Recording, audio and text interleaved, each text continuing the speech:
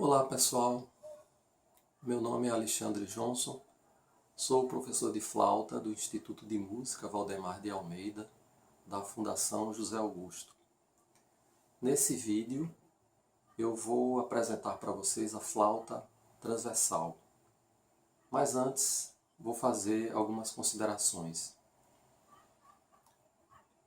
Com relação à classificação dos instrumentos musicais, existem vários sistemas de classificação. O mais conhecido é aquele que divide os instrumentos em 4 categorias: cordas, sopros, percussão e instrumentos elétricos. No grupo dos instrumentos de sopro, nós temos os instrumentos de madeira e os instrumentos de metais, ou seja, são divididos pelo material de que são feitos. Nos instrumentos de madeira, nós vamos encontrar a grande família das flautas. Eu chamo de família porque há uma grande variedade de instrumentos nessa categoria. Desde a ocarina, a flauta doce, a flauta de pan, a gaita dos caboculinhos, o pífano e várias flautas utilizadas na música folclórica de várias culturas do mundo inteiro, até chegar na flauta transversal, que é empregada em várias orquestras do mundo inteiro. Bom, a flauta é um instrumento muito antigo. É possível que ela tenha sido o primeiro instrumento melódico a ser criado pelo homem. Uma prova disso é que recentemente foram descobertas em cavernas flautas pré-históricas construídas a partir de ossos de animais e ossos humanos. Outro exemplo da antiguidade da flauta é que em Gênesis, do Antigo Testamento, há um personagem chamado Jubal que tocava flauta e harpa. Outro exemplo está na mitologia grega, onde existe onde vamos encontrar o deus Pan, que encantava as suas ninfas com o sopro da sua flauta. E na Grécia Antiga existiam os tocadores de flauta chamados de auletes, porque tocavam o aulos, que era um tipo de flauta. Na Europa, as primeiras referências sobre a flauta transversal datam do século XII, especificamente na Alemanha, que depois se espalharia por todo o continente europeu. Dentro da história da música ocidental, partindo do Renascimento, passando pelo Barroco, pelo Classicismo, até chegar na música moderna, a flauta transversal passou por diversas transformações, diversas melhorias. Eu diria que a flauta renascentista se assemelhava muito ao pífano de hoje. Quem não conhece as bandas de pífano, a famosa banda de pífano de Caruaru, e tantas bandas de pífanos espalhadas pelos interiores do Nordeste. Então ela se parecia muito com o pífano. Era simplesmente um pedaço de cano, de madeira, com 6 furos para a digitação e um furo para o orifício. No período barroco,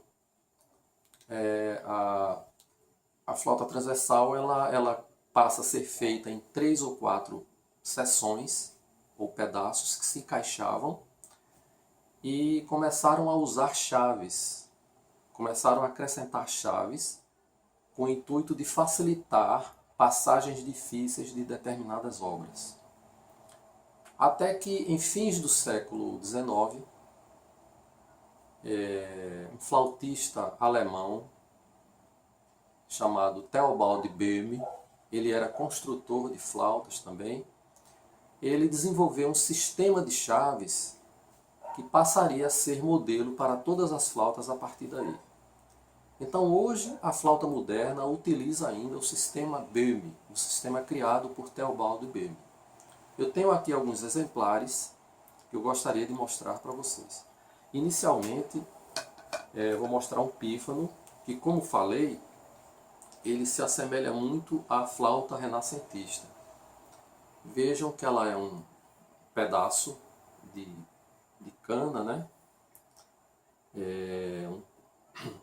Constituído de 6 furos para a digitação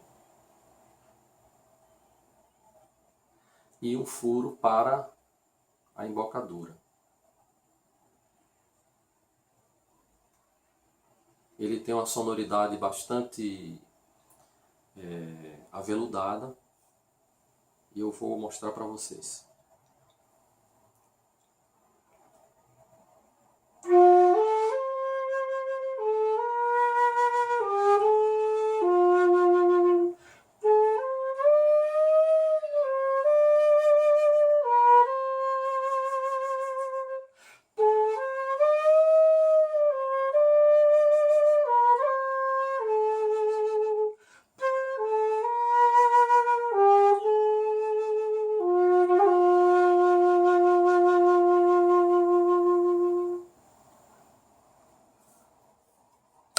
Um outro exemplar da família das flautas é um pífano um pouco menor, um diâmetro menor, também com 6 furos para a digitação e mais um furo para a embocadura.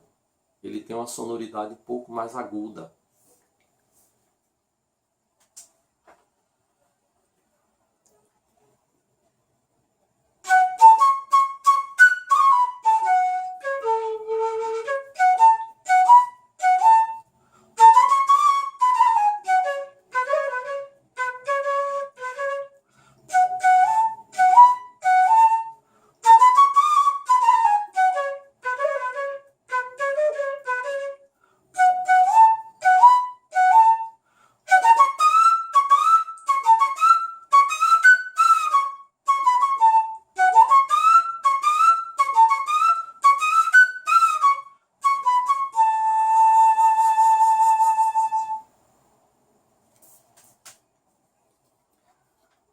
O próximo exemplar é uma flauta do período clássico.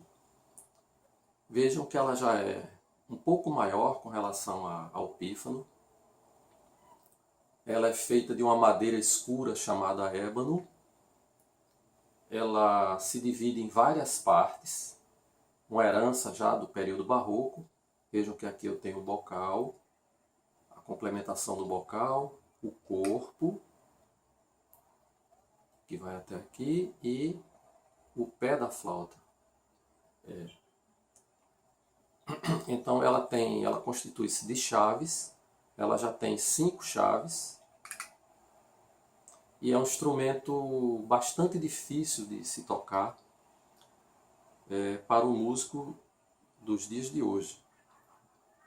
Ela tem uma sonoridade muito parecida com a do pífano, e eu vou tocar um pouquinho aqui para vocês.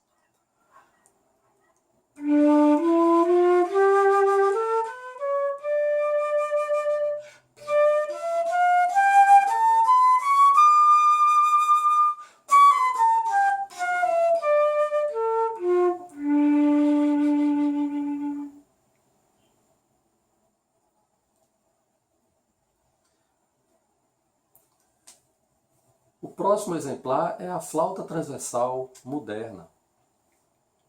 Vejam que ela já é feita de metal, que foi uma evolução dos construtores.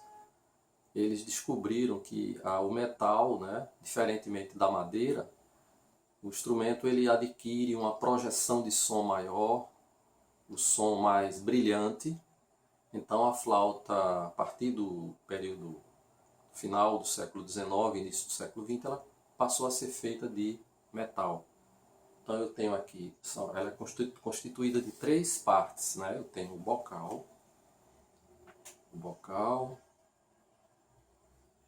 eu tenho o corpo da flauta, onde tem a maioria das chaves, sistema Böhme, como eu falei, desenvolvido pelo alemão Theobald Böhme. Vejam que eu já não tenho mais, não preciso tapar os furos com os dedos, eu já tenho as chaves, onde eu simplesmente baixo as chaves, né, e eu fecho os orifícios através dessas chaves.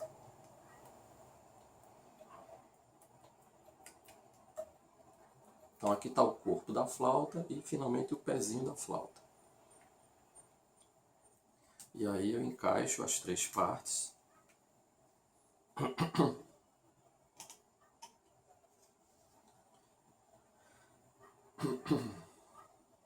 E aí eu vou tocar para vocês, para que vocês tenham uma ideia da sonoridade.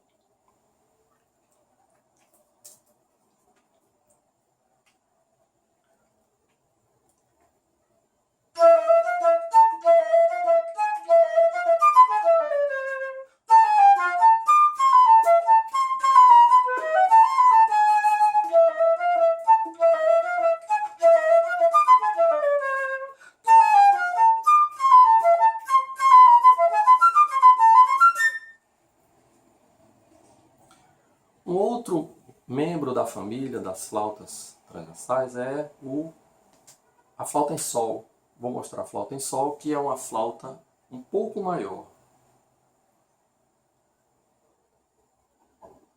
Ela é afinada uma quarta abaixo da flauta em dó.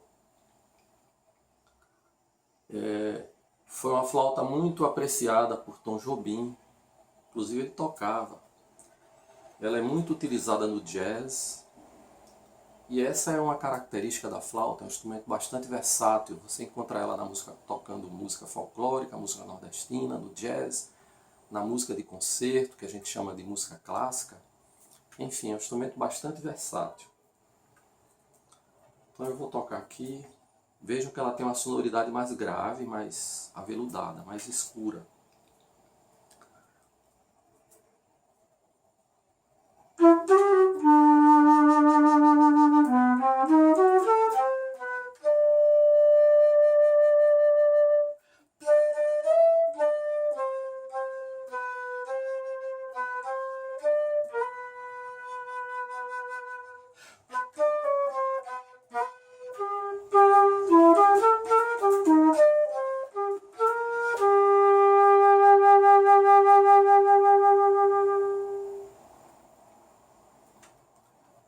E finalmente, para terminar, pessoal, essa rápida demonstração, eu queria apresentar para vocês o pífano, ou desculpe, o piccolo, que é um instrumento, é o pequenininho da família, ele é chamado de flautim também.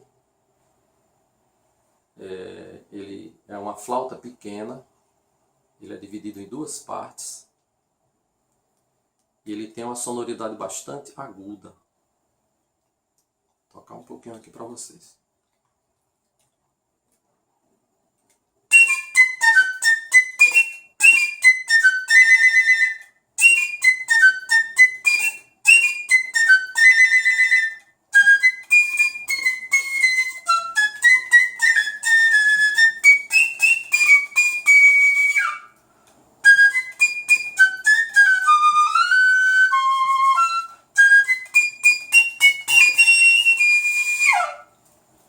Ok, pessoal, espero que vocês tenham gostado dessa pequena apresentação.